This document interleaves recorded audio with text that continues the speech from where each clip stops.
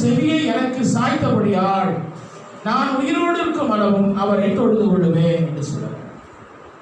அவர் எனக்கு செவியை சாய்த்தபடியால். அப்ப என்ன தெரியுது? அவர் ஜெபம் பண்ணியிருக்காரு. என்ன தெரியுது? அவர் தேவனை நோக்கி, ஆண்டவரை நோக்கி என்ன செஞ்சிருக்காரு? ஜெபிச்சிருக்கிறார். அப்ப அவர் ஜெபித்த போது, அவர் வேண்டுதல் செய்த போது கர்த்தர் தம்முடைய செவியை என்ன செஞ்சிருக்காரு? சாய்ச்சு கேட்டிருக்காரு. அப்போ அவருக்கு ஜெபத்துக்கான பதில் கிடைச்சிருக்கு.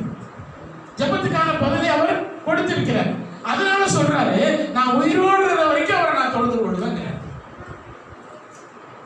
கர்த்தர் என் செவியை சாய்த்து என் விண்ணப்பத்தை கேட்டபடினால் நான் உயிரோடு இருக்கிற காலம் அளவும் நான் அவரை என்ன செய்வேன்? எவ்வளவு ஒரு அர்ப்பணிப்பு, எவ்வளவு ஒரு நல்ல தீர்மானம். அப்ப கர்த்தர் நமக்கு ஜெபத்தை கேட்டதுக்காக அவரை நம்ம தொழுது கொள்ளலாம். அல்லேலூயா. இந்த இடத்துல கர்த்தரை தொழுது கொள்வேன், உயிரோடு இருக்கிற காலமெல்லாம் கர்த்தரை தொழுது கொள்வேன் என்று சொல்லும் பொழுது அவன் எதற்காக ஒரு மென்ஷன் பண்றார் அப்படின்னா, கர்த்தர் அவர் தமது செவியை எனக்கு சாய்த்தபடியால். இன்னைக்கு எத்தனை பேருடைய வாழ்க்கையில கர்த்தரை தொழுது கொள்வதில்லை? என் ஜெபத்தை கேட்டாரு, நான் உயிர் உள்ள காலமெல்லாம் அவரை தொழுது கொள்வேன். என் ஜெபத்துக்கு பதில் கொடுத்தாரு, நான் உயிர் உள்ள காலமெல்லாம் அவரை தொழுது கொள்வேன். கர்த்தருக்கு தொடர்ந்து நீங்கள் அடுத்த வசனத்தை நீங்க வாசிக்கும் போது, அப்ப ஏதோ ஒரு பிரச்சனையில இருக்கிறாரு. இப்ப சங்கீதத்தை எழுதினவர் யார் நாங்க போடல, தாவீதின் சங்கீதமும் நாங்க எழுதல, சாலமோனின் சங்கீதம்னு எழுதல, ஆசாபின் சங்கீதம்னு எழுதல. ஆனா யார் எழுதுனாங்கன்னு இல்லாம இருக்குது அந்த சங்கீதம். அல்லேலூயா. ஆனால் ஒன்று தெரிகிறது, இது ஒரு கூட்டத்துடைய பிரச்சனை இல்லை, ஒட்டுமொத்த ஒரு ஜனங்களுடைய பிரச்சனை இல்லை, ஒரு தனிநபருடைய பிரச்சனை. அல்லேலூயா. என்ன பிரச்சனை அப்படின்னா, மரண கட்டுகள் என்னை சுற்றி கொண்டது, பாதாள இடுக்கண்கள் என்னை பிடித்தது, இக்கட்டையும் சஞ்சலத்தையும் அடைந்து என்று சொல்றார். கர்த்தர் ஜெபத்தை கேட்டாரு, கர்த்தர் என் விண்ணப்பத்துக்கு செவி கொடுத்தாரு, நான் உயிர் உள்ள காலமெல்லாம் அவரை தொழுது கொள்வேன். இப்ப என்ன பிரச்சனை அப்படின்னா, ஒன்று அந்த தனிநபர், அவர் தாவீதை நாங்கள் மென்ஷன் பண்ண முடியாது, இல்ல யாரையும் சொல்ல முடியாது, ஏன்னா அந்த சங்கீதத்தை எழுதுறவங்க பேர் அங்க இல்லை. ஆனா ஒன்று தெரிகிறது, ஏதோ ஒரு மரணத்துக்கு, சாவுக்கு ஏதுவான ஒரு வியாதியோ அல்லது மரணத்துக்கு ஏதுவான ஏதோ ஒரு விரோதமான ஒரு ஆபத்து அங்க அவருக்கு இருந்திருக்கு. அதான் பார்க்கிறோம். அவர் மரிச்சு போறதுக்கு ஏதுவாக, அவர் செத்து போவதற்கு ஏதுவாக ஏதோ ஒன்று அங்க நடக்குது. அதான் சொல்றாரு, மரண கட்டுகள் என்னை சுற்றி கொண்டதுங்கிறார், பாதாள இடுக்கங்கள் என்னை பிடித்தது என்கிறார், இக்கட்டையும் சங்கடத்தையும் அடைந்தேன். அப்ப பாதாள இடுக்கங்கள் என்பது எதை குறிக்கிறதுனா, மரணத்துக்குரிய காரியம். யூதர்கள் எடுத்தா சியோர் என்கிற வார்த்தையை பயன்படுத்துவாங்க. சியோர் எவ்வளவு மரிச்சோன்னு நம்மளுக்கு அடக்கம் பண்றது, மரிச்சோன்னு போற இடம். அல்லேலூயா. ஆகவே நீங்களும் நானும் இந்த இடத்துல அவர் இன்னொரு காரியத்தை அங்க பார்க்கிறோம். கர்த்தருக்கு ஸ்தோத்திரம். அடுத்த வசனத்தை நீங்க பார்க்கும் பொழுது, இரண்டாவது அவர் தொழுது கொள்கிறார். முதல்ல செவியை சாய்த்தபடியா தொழுது கொள்வேன் என்கிறார். இரண்டாவது, அப்பொழுது நான் கர்த்தருடைய நாமத்தை தொழுது கொண்டு கர்த்தாவே என் ஆத்துமாவை விடியும் என்று கெஞ்சினேன். தொழுது கொண்டு ஜெபிக்கிற ஒரு வாழ்வு, worshiping and prayer. கர்த்தரை தொழுது கொண்டு ஜெபிக்கிற, நம்ம பிரச்சனை சொல்ற ஒரு வாழ்வு, கர்த்தர் நம்ம ஜெபத்தை கேட்டதுக்காக தொழுது கொள்கிற ஒரு வாழ்வு. இரண்டு ஒரே அதிகாரத்துல நான் பேசுறேன். அல்லேலூயா. கர்த்தருக்கு ஸ்தோத்திரம். இன்னைக்கு எத்தனை பேருடைய வாழ்க்கையில பாருங்க, மரண கட்டுகள் என்னை சூழ்ந்து, அவர் சொல்றாரு, அப்பொழுது நான் கர்த்தருடைய நாமத்தை தொழுது கொண்டு கர்த்தாவே என் ஆத்துமாவை விடுவியும் என்று கெஞ்சினேன். கர்த்தாவே என் ஆத்துமாவை விடுவியும் என்று கெஞ்சினேன். அப்ப அவர் ஆத்துமா எங்க போறதுக்கு அவர் விரும்பல, பாதாளத்துக்கு போறதுக்கு விரும்பல. அவர் இந்த பூமியில உயிரோடு இருக்க விரும்பல, சாவறதுக்கும் விரும்பல. அல்லேலூயா. இன்றைக்கு இது போல எத்தனை பேர் இருக்கலாம். என் ஆத்மாவை பாதாளத்துக்கு போக கூடாது என்பதற்கும், நான் இந்த பூமியிலே நான் மரணத்தை நான் சாகக்கூடாது என்பதற்கும் தேவனிடத்திலே, ஆனா மரணத்துக்கு ஏதுவான அந்த பிரச்சனை வந்த பொழுது அல்லது வியாதியாக வந்த பொழுது அது ஏதோ ஒன்று அவர் அந்த மரணத்துக்கு ஏதுவாக தவிக்கின்ற அந்த நெருக்கப்படுகிற கஷ்டப்படுகிற அந்த வேதனைப்படுகிற அந்த சூழ்நிலை வாழ்க்கை தாக்குன பொழுது ஆண்டவரை நோக்கி தொழுது அவரின் ஆண்டவரை நோக்கி ஜெபிக்கிற ஒரு வாழ்வு அவருக்கு. அல்லேலூயா. எவ்விதமான காரியங்கள், 2 காரியங்களை உங்களுக்கு சொல்றேன். கர்த்தர் செவி கொடுப்பதனாலே ஆண்டவரை தொழுது கொள்கிறோம். ஆண்டவர் நமக்கு அந்த பாதாளத்தை நமக்கு ஒப்பு கொடுக்க கூடாது என்று அவரை தொழுது கொண்டு ஜெபம் பண்ணுகிறோம். அல்லேலூயா. அடுத்த வசனத்தை நீங்க வாசிக்கும் போது, கர்த்தர் கிருபையும் நீதியும் உள்ளவர், நம்முடைய தேவன் மன உருக்கமானவர். அப்போ இங்கே 6வதாக என்ன பார்க்கிறோம்? 5வதுல கர்த்தர் கிருபையும் நீதியும் உள்ளவர், நம்முடைய தேவன் மனம் உருக்கம் உள்ளவர், கர்த்தர் கபடற்றவர்களை காக்கிறார், நான் நெளிந்து போனேன் அவர் என்னை ரட்சித்தார். அதான் நான் சொன்னேன், மெலிந்து போனேன் என்கிற வார்த்தை பிசிக்கல் டிசீஸ் இருக்கலாம், பிசிக்கல் இல்னஸ் இருக்கலாம், இல்லைன்னா வேற ஏதோ அவருடைய சுற்றுச்சூழல்ல அவர்களுக்கு விரோதமான நெருக்கங்கள் இருக்கலாம். வாழ்க்கை மெலிந்து போய்விட்டேன் என்று சொல்கிறார். மெலிந்து போய்விட்டேன் என்றால் சரீரத்துக்கு எடுத்த காரியத்தில் இருக்கலாம். ஆகவே இங்கே நீங்கள் கவனிக்கும் போது ஆண்டவரை குறித்த ஒரு அறிவு இருக்கிறார். என்னன்னா, கர்த்தர் கிருபையும் நீதியும் உள்ளவர், நம்முடைய தேவன் மனம் உருக்கமானவர். இன்றைக்கு தேவன் அந்த கிருபையும் நீதியும் உள்ளவராக இருக்கிறபடினால, தேவன் மனம் உருக்கம் உள்ளவர் என்பதனால நமக்கு ஒரு நம்பிக்கை இருக்கிறது. அல்லேலூயா.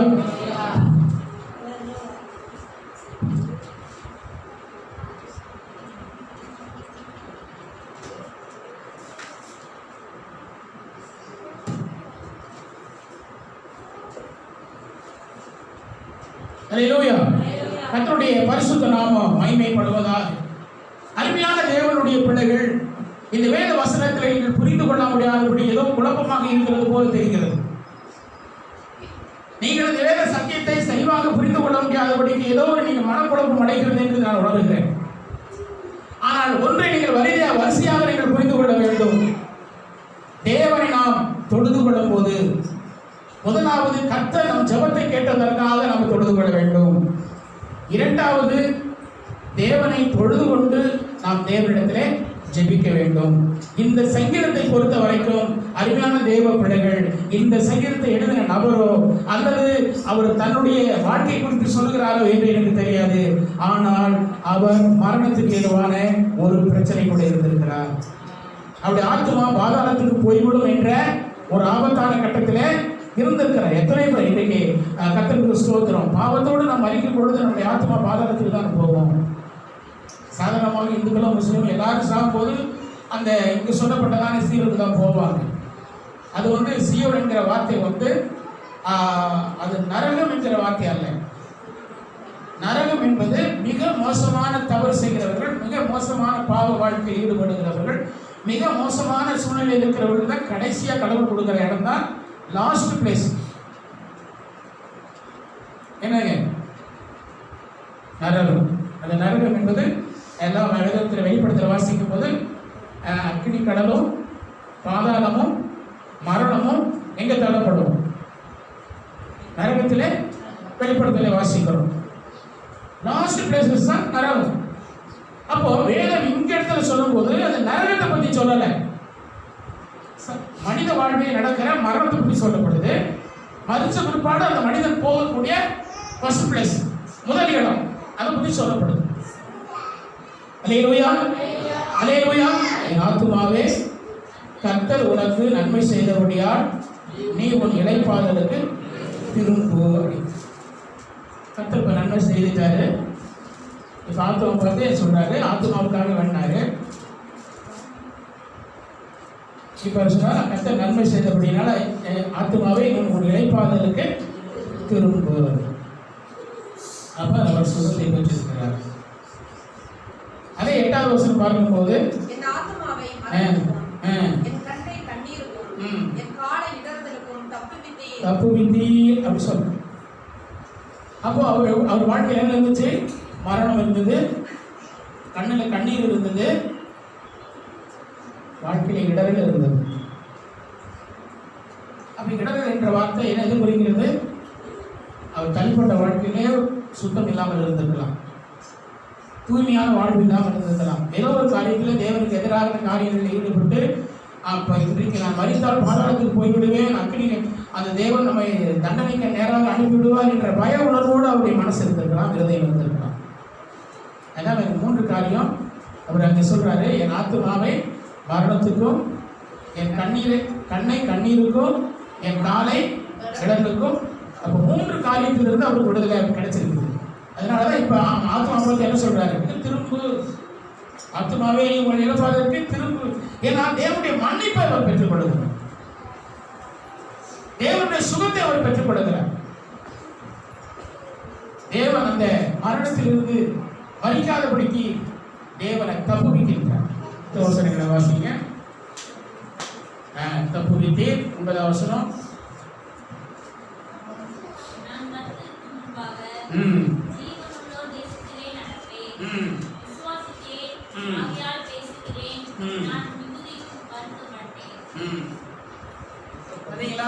என்ன சொல்றாரு பாருங்க. ஆத்துமாவே இப்ப என்ன செய்ய ஆண்டவர் மன்னிச்சுட்டாரு, தப்பிச்சுட்டாரு. அப்ப தப்பு விட்டார் என்பதாக என்ன குறிக்குது? அவருக்கு கிடைச்ச மன்னிப்பா இருக்கலாம் இல்லைங்களா? அவர் ஜபத்தை கேட்டு, அவர் கண்ணீர் ஜபத்தை கேட்டு அவரை ஆண்டவர் தப்புவித்த அது மீட்பா இருக்கலாம். இப்ப ஒரு தைரியமான சரி ஆத்மாவை என்ன திரும்ப இழப்பாருக்கு திரும்புங்கிறார். அது மாத்திரமல்ல, இங்க என்ன சொல்றாரு? விசுவாசித்தேன் ஆகையால் பேசுகிறேன், நான் மிகுதியை வருத்தப்பட்டேன், எந்த மனுஷனும் மனக்கடத்திலே சொன்னேன். அப்ப மனிதனுடைய பிரச்சனைகளை குறித்து அங்க சொல்லப்படுகிறது. அல்லேலூயா. அந்த இடத்துல சொல்றாரு, என்ன சொல்றாரு? ஜீவன் உள்ள தேசத்திலே நடப்பே அப்படி சொல்றாரு. 9வது வசனம். நான் கர்த்தருக்கு முன்பதாக ஜீவனுள்ளோர் தேசத்திலே நடப்பேன், விசுவாசத்தை ஆகையால் பேசுகிறேன். இப்ப அவருக்கு என்ன வந்துருச்சு? விசுவாசம் வந்துச்சு. இப்ப விசுவாசத்துல என்ன பேசுறாரு? நான் ஜீவனோட தேசத்துல நடப்பேன், விசுவாசத்தை பேசுகிறேன். அதுதான் வாங்கிக்கணும் ஜபத்துல. கர்த்தரை தொழுது கொண்டு, கர்த்தருடைய ஜபத்தை கேட்டதுக்காக தொழுது கொள்ளணும். கர்த்தர் நாம் தொழுது கொண்டு கர்த்தர்கிட்ட ஜெபம் பண்ணணும். நம்ம என்ன பிரச்சனை, நீங்க மரிச்சா அந்த மனுஷனை போல பாதாளத்துக்கு போற சூழ்நிலை இருந்தா என்ன பண்ணணும்? நாம் இன்றைக்கு மறுத்து விடுவேன் என்ற ஒரு மரண போராட்டத்துக்குள்ள இருந்தா நம்ம என்ன செய்யணும்? அந்த மனிதன் எப்படி மீட்பை பெற்றுக்கொண்டார்? நாம் மரணத்துக்கு போராடுகிற அந்த மறித்து விடுவோம் என்ற நிலையில நம்ம சூழ்நிலை என்ன? அதை என்றால் அப்படி மறித்தா நம்முடைய ஆத்மா எங்க போகும்? பாதாளத்துக்கு போய்விடும் என்ற நிலையில அப்ப நம்ம தகுதி இல்லாத ஒரு வாழ்க்கை. மறித்தால் நம் பாதாளத்துக்கு போய்விடுவோம், தேவனிடத்துல சேர மாட்டோம் என்கிற நிலையில அவன் ஜெபித்து இந்த வசனம் சொல்றாரு, நான் ஜீவன் உள்ள தேசத்துல நடப்பேன். அப்ப ஜப வாழ்வு தேவன் அவனுக்கு கொடுத்த விடுதலை. அந்த பாதாளத்துக்கு போக முடியாதபடி ஜீவன் உள்ள தேசத்துல நடப்பேன் என்கிற விசுவாசம் அவனுக்கு ஏற்பட்டிருக்கு. அல்லேலூயா. அந்த மரணத்துக்குள் செல்லக்கூடாதபடிக்கு அவன் உயிரோடு பிழைக்கக்கூடிய ஒரு தகுதி அவனுக்கு அந்த ஜப வாழ்வில அவனுக்கு ஏற்பட்டிருக்குது. அதான் ஒரு பெரிய விடுதலை, அதான் பெரிய லட்சியம்.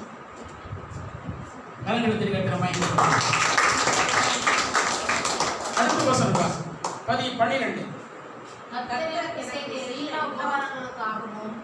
அவருக்கு எண்ணத்தை செலுத்துவேன், ரட்சிப்பின் பாத்திரத்தை எடுத்துக்கொண்டு கர்த்தருடைய நாமத்தை தொழுது கொள்ளுவேன். 3வது தொழுது கொள்ளுதல். முதல்ல பார்த்தா ஜபத்தை அவர் சாய்த்து கேட்டதுக்காக அவர் தொழுது கொள்ளுவார், உயிர் உள்ள காணப்படலாம். 2வது அவர் தொழுது கொண்டு எனக்கு இவ்வளவு கெஞ்சி ஜெபம் பண்ணுவேன், என்னை விடுதலை பண்ணுங்க அப்படின்னு சொல்லிட்டு. 3வது கர்த்தர் எனக்கு செய்த நன்மைக்காக என்ன செலுத்துவேன், கர்த்தர் எனக்கு செய்த எல்லாம் உபகாரத்துக்காகவும் அவருக்கு எண்ணத்தை செலுத்துவேன், ரட்சிப்பின் பாத்திரத்தை எடுத்துக்கொண்டு அவருடைய கர்த்தருடைய நாமத்தை தொழுது கொள்வேன். 3வது இங்க என்ன சொல்றாரு? கர்த்தர் செய்த உபகாரத்திற்காக நான் எண்ணத்தை செலுத்துவேன். அல்லேலூயா. அல்லேலூயா. அப்ப அவர் என்ன சொல்றாரு? ரட்சிப்பின் பாத்திரம் எடுத்துக்கொண்டு கர்த்தருடைய நாமத்தை தொழுது கொள்ளுங்கள். அல்லேலூயா. முதல்ல அவரை செவியை சாய்த்து கேட்டதுக்கு அவர் தொழுது கொள்ளும் உயிர் உள்ள காணப்படலாம். இரண்டாவது, பல நெருக்கடியான சூழலில் 4 வசனத்தில் நம்ம வாசித்தோம் இல்லையா? கர்த்தருக்கு ஸ்தோத்திரம். மரண கட்டுகள் என்னை சுற்றி கொண்டது, பாதாள இடுக்கங்கள் என்னை பிடித்தது, இக்கட்டையும் சஞ்சத்தை அடைந்தேன். அப்பொழுது நான் கர்த்தருடைய நாமத்தை தொழுது கொண்டு கர்த்தாவே ஆத்துமாய் விடுவேன் என்று கெஞ்சினேன். பல நெருக்கடியில் இருக்கும் பொழுது கர்த்தருடைய நாமத்தை தொழுது கொண்டு ஜெபிக்கணும். மூன்றாவது இந்த இடத்துல என்ன பார்க்கிறோம்? கர்த்தர் செய்த உபகாரங்களுக்காக நம்ம இடத்தை செலுத்துவோம். கர்த்தர் செய்த நன்மைக்கு, கர்த்தர் செய்த உபகாரங்களுக்கு ரட்சிப்பின் பாத்திரத்தை எடுத்துக்கொண்டு கர்த்தர் நாமத்தை தொழுதுவார். மூன்றாவது எப்ப தொழுது கொள்கிறாரு? கர்த்தர் செய்த உபகாரங்களுக்காக. அல்லேலூயா. சொல்றாரு ரட்சிப்பின் பாத்திரத்தை எடுத்து. ரட்சிப்பின் அப்ப ரட்சிப்பின் பாத்திரம்னா என்ன? ஆவிக்குரிய நிலையில இயேசு கிறிஸ்து தான் ரட்சிப்பின் பாத்திரம். அல்லேலூயா. ரட்சிப்பின் பாத்திரம் எது? இயேசு கிறிஸ்து. அப்ப ரட்சிப்பின் பாத்திரமாகிய இயேசு கிறிஸ்துவை நாம் எடுத்துக்கொண்டு கர்த்தருடைய நாமத்தை தொழுது கொள்ளணும். இப்ப இயேசு கிறிஸ்துவின் நாமம் இல்லாமல் கர்த்தரை நாம் தொழுது கொள்ள, அப்ப ரட்சிப்பின் பாத்திரம் கர்த்தர் எனக்கு செய்த உபகாரங்களுக்கு நான் சூத்திரம் ரட்சிப்பின் பாத்திரத்தை எடுத்துக்கொண்டு கர்த்தரை நான் தொழுது கொள்வேன். அல்லேலூயா. அல்லேலூயா. இன்று ஆவிக்குரிய நிலையில் எடுத்துக்கொள்வோமானா ரட்சிப்பின் பாத்திரம் என்பது என்னுடைய ரட்சிப்பு. நான் ரட்சிக்கப்படணும் இல்லைங்களா? இப்ப என்னிடத்துல பாவங்கள் இல்லை, என்னிடத்துல அசுத்தங்கள் இல்லை, என்னிடத்துல பேய் பிசாசுகள் இல்லை, நான் ரட்சிக்கப்பட்டிருக்கிறேன். இப்ப ரட்சிப்பின் பாத்திரம் நானாக இருக்கட்டும், என் வாழ்வு பாத்திரமாக இருக்கட்டும், என்னுடைய சரீரம் என்கிற பாத்திரமாக இருக்கட்டும். மூன்றாவதாக ரட்சிப்பின் பாத்திரத்தை எடுத்துக்கொண்டு கர்த்தருடைய நாமத்தை தொழுது கொள்ளுவேன். இன்றைக்கு எத்தனையோ பேருடைய ஜபம் கேட்கப்படாததுக்கு காரணம் என்னென்றால் அவர்கள் எந்த பாத்திரத்தை எடுத்துக்கொண்டு தேவனை தொழுது கொள்ளல, ஜெபிக்கல. ரட்சிப்பின் பாத்திரம் இல்லாமட்ட. அப்ப ரட்சிப்பின் பாத்திரம் இல்லாமல் கர்த்தரை தொழுது கொள்கிறபடினாலே கர்த்தர் அந்த ஜபத்தை கேட்கறது இல்ல. அப்ப இந்த மனிதனை பார்க்கிறோம், ரட்சிப்பின் பாத்திரத்தை எடுத்துக்கொண்டு கர்த்தரை நோக்கி ஜெபிக்கிறதுனால இந்த மனுஷனுடைய ஜெபம் கேட்கப்பட்டது. அல்லேலூயா. அப்ப ரட்சிப்பின் பாத்திரத்தை எடுத்துக்கொண்டு கர்த்தரை அவன் தொழுது கொண்டான். ரட்சிப்பின் பாத்திரத்தை எடுத்துக்கொண்டு கர்த்தருடைய நாமத்தை சொல்லி கூப்பிட்டான். ஆகவே கர்த்தர் அவன் ஜெபத்தை கேட்டார். அல்லேலூயா. அப்ப முதல்ல நாம் எப்படி தொழுது கொள்ள வேண்டும், இரண்டாவது எப்படி தொழுது கொள்ள வேண்டும், மூன்றாவது நாம் எப்படி தொழுது கொள்ள வேண்டும்? ரட்சிப்பின் பாத்திரத்தை எடுத்துக்கொண்டு தொழுது கொள்ள வேண்டும். அது எதுக்காக தொழுது கொள்ள வேண்டும்? அவர் செய்த சகல உபகாரங்களுக்காக. அல்லேலூயா. தொடர்ந்து 13 14வது வசனத்தை வாசிப்போம். 4வதாக என்ன சொல்றாரு? ஸ்தோத்திர பலி செலுத்தி தொழுது கொள்ளுவேன். அல்லேலூயா. என்ன செலுத்துவான்? எப்படி தொழுது கொள்வான்? ஆமென். அப்ப ஸ்தோத்திர பலி, அப்ப ஸ்தோத்திர பலி அவர் என்ன சொல்றாரு? கர்த்தர் செய்த உபகாரத்துக்காக என்னத்தை எடுத்து சொல்லுவேன்? ரட்சிப்பின் பாத்திரத்தை எடுத்துட்டு தொழுது கொள்ளுவேன் அப்படின்னா. இப்ப இந்த இடத்துல என்ன சொல்றாரு? ஸ்தோத்திர பலி செலுத்தி உம்மை தொழுது கொள்ளுவேன். அல்லேலூயா. அல்லேலூயா. கர்த்தருக்கு ஸ்தோத்திரம். இப்ப பொறுத்தனைகள் என்று சொல்லும் பொழுது அது என்ன வரும்? எதையாவது ஒரு ஆண்டவருக்கு செலுத்துகிற ஒரு பரிகாரம். அல்லேலூயா. பொறுத்தனை என்று சொல்லும் போது அது ஒரு பரிகாரம். ஆகவே இந்த இடத்துல நம்ம குறிப்பாக நம்ம எடுத்துக்கொள்வோம். 4வது பாயிண்ட் என்னன்னா, ஸ்தோத்திர பலி செலுத்தி கர்த்தரை தொழுது கொள்ளும். ஸ்தோத்திர பலி செலுத்தி கர்த்தரை தொழுது. ரட்சிப்பின் பாத்திரத்தை எடுத்து கர்த்தரை தொழுது கொள்ளும். கர்த்தர் நம்ம ஜபத்தை கேட்டெல்லாம் உயிரோட நாடெல்லாம் அவரை தொழுது கொள்ளும். இக்கட்டு, கண்ணீர், ஆபத்து, மரணம் அந்த நேரத்துல கர்த்தரை தொழுது கொண்டு அல்லேலூயா என்ன செய்யணும்? கர்த்தரை தொழுது கொள்ள வேண்டும். கர்த்தருடைய பரிசுத்த இதே ஒரு காரியம் நடந்துச்சு. என்ன எடுத்து வாசித்து பாருங்க. அப்போஸ்தலர் நடபடிகள் புத்தகம் 7ஆம் அதிகாரம் 2 வசனங்களை வாசிக்கலாம். 56. அப்பொழுது அவர்கள் உரத்த சத்தமாய் கூக்குரலிட்டு தங்கள் காதுகளை அடைத்துக் கொண்டு ஒருமனப்பட்டு அவன் மேல் பாய்ந்து அவனை நரகத்துக்கு புறம்பே தள்ளி அவனை கண்டறிந்தார்கள். சாட்சிக்காரர்கள் தங்கள் வஸ்திரங்களை கலக்கி சவுல் எனப்பட்ட ஒரு வாலிபனுடைய பாதத்தருகே வைத்தார்கள். அப்பொழுது கர்த்தராகிய இயேசுவே என் ஆவியை ஏற்றுக்கொள்ளும் என்று ஸ்தேவான் தொழுது கொள்கையில்.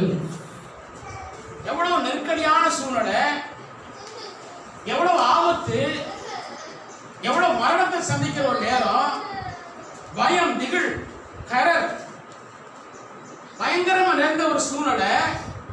அதில் சேவன் என்ன செய்ய முடியும்? அவனால கர்த்தரை தொழுது கொள்ள முடிச்சு. நம்ம என்ன செய்யணும்? ஒரு சின்ன பிரச்சனை கூட ஜெபம் பண்றது கிடையாது. அது மனசுல வருத்திட்டு அப்படியே போட்டு காலத்துக்கு பண்ணுறாங்க. ஆனா பாருங்க எவ்வளவு காரியம், எப்படி என்ன சூழ்நிலையில சேவன் கர்த்தரை தொழுது கொள்றாரு. இந்த வசனத்தை முழுசா வாசி பாருங்க. எந்த சூழ்நிலையில அவர் ஆண்டவர் தொழுது கொள்றாரு படிங்க. 55 படிங்க. அவர் பரிசுத்த ஆவியினாலே நிறைந்தவனாய் வானத்தை அண்ணாந்து பார்த்து தேவனுடைய மகிமையையும் தேவனுடைய வலது பரிசுத்தில் இயேசுவானவர் இருக்கிறதையும் கண்டு அதோ வானங்கள் திறந்திருக்கிறதையும் மனுஷகுமாரன் தேவனுடைய வலது பரிசுத்தில் நிற்கிறதையும் காண்கிறேன் என்றார். அப்பொழுது அவர்கள் உரத்த சத்தமாய் கூக்குரலிட்டு தங்கள் காதுகளை அடைத்துக் கொண்டு ஒருமனப்பட்டு அவன் மேல் பாய்ந்து அவனை நகரத்துக்கு புறமே தள்ளி அவனை கல்லெறிந்தார்கள். சாட்சிக்காரர் தங்கள் வஸ்திரங்களை கலற்றி சவுல் எனப்பட்ட ஒரு வாலிபனுடைய பாதத்தருகே வைத்தார்கள். அப்பொழுது கர்த்தராகிய இயேசுவே என் ஆவியை ஏற்றுக்கொள்ளும் என்று ஸ்தேவான் தொழுது கொள்ளுகையில் அவனை கல்லெறிந்தார்கள். அவ்வளவு உத்தரம், அவ்வளவு சூழ்நிலை, பயம் நிறைந்த சூழ்நிலை, பயங்கரம் நிறைந்த சூழ்நிலை. ஆனா கர்த்தர் முழங்கால் படிட்டு கர்த்தரை தொழுது கொள்றாரு. அல்லேலூயா. அதான் அந்த இடத்துல இதை விட ரொம்ப காரியங்கள், தன்னுடைய சுய வாழ்க்கையில் நடக்க போற மரணம், தன் சுய வாழ்க்கையிலே தன் ஆத்மா பாதாளத்துக்கு போகக்கூடிய காரியம், இந்த காரியங்கள் நடக்கும் பொழுது அவர் கர்த்தரை தொழுது கொண்டு என்னை டெலிவர் பண்ணுங்க, என்னை விடுதலை ஆக்குங்க, என்னை இதிலிருந்து தப்புவீங்க அப்படி என்று கர்த்தரை தொழுது கொண்டு ஜெபிக்கிறார். அல்லேலூயா. இந்த இடத்துல எவ்வளவு பயங்கரமான சூழ்நிலை, கல்லை எறிகிறாங்க, இவர் முழங்கால் போயிட்டு கர்த்தரை தொழுது கொள்றாங்க. இன்னைக்கு நான் நல்லா இருந்தாலும் சர்ச்சைக்கு போறேன், இன்னைக்கு மனசு சரியில்லை நீ போயிட்டு வான்னு எத்தனை பேர் சொல்றாங்க. ஆனா மனசு சரியில்லாதனாலும் கஷ்டங்கள் இருந்தாலும் அந்த கஷ்டத்துல இந்த சங்கீதக்காரர்களை போல டெலிவரன்ஸுக்காக ஆண்டவர் தொழுது வரோம். ஆண்டவரே நான் தொழுது கொள்கிறேன், எனக்கு இந்த ஆபத்திலிருந்து எனக்கு தப்புவியும், இந்த வியாதியிலிருந்து என்னை சுகமாக்கும், ஆண்டவரே இந்த போராட்டத்திலிருந்து விடுதலை ஆக்கும் என்று நம்ம அந்த நேரத்துல தான் ஆலயத்தில் வந்து அவரை நம்ம தொழுது கொள்ளணும். அல்லேலூயா. எனக்கு இவ்வளவு பிரச்சனை இருக்குது, இவ்வளவு பயங்கரம் இருக்குது, நான் எங்க தொழுது கொள்ளணும் அப்படின்னு சொல்லக்கூடாது. அப்படி பார்த்தா ஸ்தேவானை பாருங்க, அவர் வந்து தொழுது கொள்கிறார், முழங்கால் படித்து ஆண்டவரை தொழுது கொள்கிறார். அப்ப கல்லை எறிகிறாங்க, அவர் தொழுது கொள்ளும் போது கல்லை எறிகிறாங்க, அப்படி ஆவி விட்டு கொடுக்கிறார். அல்லேலூயா. அல்லேலூயா. கர்த்தருடைய பரிசுத்த நாமம் 4 விதமான தொழுது கொள்ளுதலை குறித்து நாம் வாசிச்சோம்.